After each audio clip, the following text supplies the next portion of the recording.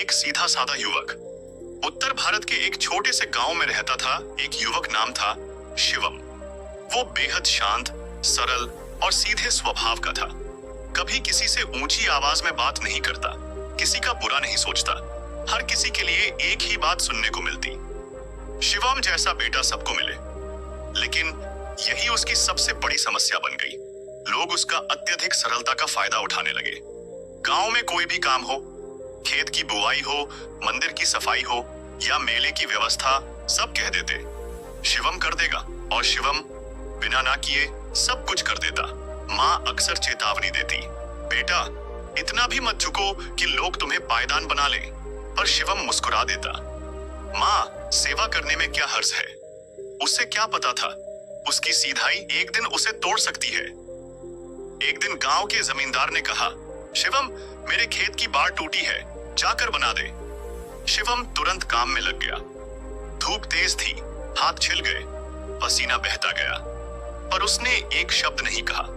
चुपचाप काम करता रहा। काम पूरा हुआ तो जमींदार ने एक सिक्का उसकी ओर फेंका, जा चाय पी ले। शिवम हक्का बक्का रह गया। इतना बड़ा काम और बदले में बस एक सिक्का, पर उसने कुछ नहीं कहा। सिक्का उठाया और चुपचाप घर लौट गया। घर पहुंचा तो माँ ने उसका हाल देखा, फटे कपड़े, हाथ जले हुए, चेहरा थका हुआ। माँ की आंखों में आंसू आ गए। बेटा क्या तू हमेशा लोगों का नौकर बनकर ही रहेगा? शिवम ने धीमे से कहा, माँ मैंने कुछ गलत नहीं किया, सेवा ही तो की है। माँ तड़प उठी, सेवा और बेवकूफी में फर्क होता है बेटा, ज्यादा सीधा इंसान अक्सर टूट जाता है। शिवम चुप रहा, पर उसके अंदर कुछ टूटने लगा था, कुछ बदलने लगा था। कुछ ही दिनों बाद गांव के पास के जंगल में गौतम बुद्ध का प्रवचन था। माँ ने कहा, जा बेटा बुद्ध को सुन, शायद तुझे अपने सवालों के जवाब मिल जाएं। शिवम पहुंचा। जंगल में हजारों लोग जमा थे। बुद्ध शांत मुद्रा में बैठे थे, आंखों में ऐसी गहराई जैसे सारा ब्रह्मांड वहीं समाया हो। बुद्ध बोले, ध्यान रखो, वृक्ष भी तभी तक झुकता है जब तक उसकी जड़ें मजबूत होती हैं। अगर ज्यादा झुक जाओगे तो लोग तुम्हें तोड़ देंगे। शिवम कांप उठा। उसे लगा ये शब्द उसके लिए ही कहे गए हैं।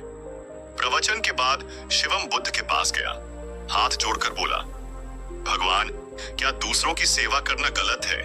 क्या सीधा और सरल होना अपराध है? बुद्ध मुस्कुराए, नहीं शिवम, सेवा करना पुण्य है, लेकिन आत्मसम्मान खोकर नहीं।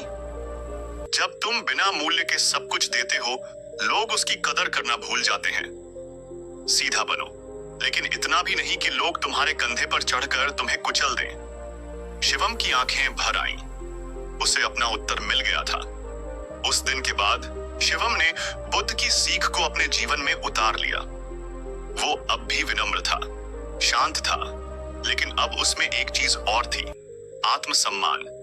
जब भी कोई काम सौंपा जाता, वो पहले पूछता, क्या मुझे इसका उचित मूल्य मिलेगा? नदी की बाढ़ से पुल टूट गया, जो गांव को बाकी दुनिया से जोड़ता था। गांव के मुखिया बोले, शिवम तू तो अच्छा बढ़ई है, तू ही नया पुल बना दे। शिवम मुस्कुराया, जरूर बनाऊंगा, लेकिन मजदूरों के साथ और काम का उचित मेहनताना मिलेगा। लोगों ने विरोध किया, तू तो हमेशा मुफ्त में करता था। पर शिवम शांत रहा, पीछे नहीं हटा। आखिरकार गांव वालों को मानना पड़ा। पुल बना, इतना मजबूत कि सालों तक मरम्मत की जरूरत ही नहीं पड़ी। अब शिवम गांव का आदर्श बन गया था। लोग उससे सलाह लेने आने लगे। वो अब भी वही था, विनम्र, शांत, सेवा भाव से भरपूर। पर अब वो जानता था कि सीमाएं क्या होती हैं। एक दिन एक युवा आया और बोला, भाई शिवम, मैं भी आप जैसा बनना चाहता हूं, सरल पर मजबूत। शिवम मुस्कुराया और बोला, बुद्ध कहते हैं सीधा बनो, लेकिन इतना नहीं कि लोग तुम्हें काट कर फेंक दें, और टेढ़ा भी मत बनो कि कोई तुम्हारे पास आए ही नहीं। संतुलन ही बुद्धिमत्ता है। अब शिवम ने गांव में एक आश्रम खोला, जहां वो युवाओं को सिखाता जीवन में संतुलन कैसे बनाएं। वो कहता, जिंदगी दो चीजों से चलती है, नम्रता और आत्मसम्मान। अगर सिर्फ नम्र रहोगे तो लोग तुम्हारा उपयोग करेंगे। अगर सिर्फ आत्मसम्मान रखोगे तो लोग तुम्हें घमंडी समझेंगे। संतुलन रखो, बुद्ध की तरह। शिवम की कहानी हमें सिखाती है, सीधे बनो लेकिन मूर्ख मत बनो। शांति रखो लेकिन अपनी सीमाएं भी तय करो। बुद्ध की तरह जियो, प्रेम से, करुणा से, लेकिन आत्मसम्मान के साथ।